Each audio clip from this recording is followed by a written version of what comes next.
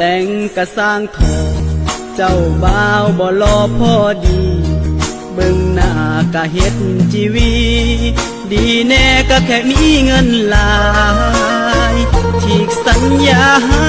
กพ่อเขาและเจ้าลืมอายแต่งแม่ถ้าเจ้าพอใจแต่งใดแต่งไปอายบ่อ่อนซ้อนแต่งกะสร้างทอเจ้าบ่าวบ่รอพอดีเบิ่งหน้ากะเฮ็ดจีวีดีแน่ก็แค่มีเงินหลายฉีกสัญญาฮักพ่อเขาและเจ้าลืมอายแต่งแม่ถ้าเจ้าพอใจแต่งใดแต่งไปอายบ่อ่อนซ้อนแต่งกะสร้างทอ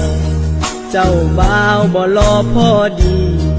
เบิ่งหน้ากะเฮ็ดจีวีดีแน่ก็แค่มีเงินหลายฉีกสัญญาฮักพ่อเขาและเจ้าลืมอายแต่งแม่ถ้าเจ้าพอใจแต่งใดแต่งไปอายบ่อ่อนซ้อน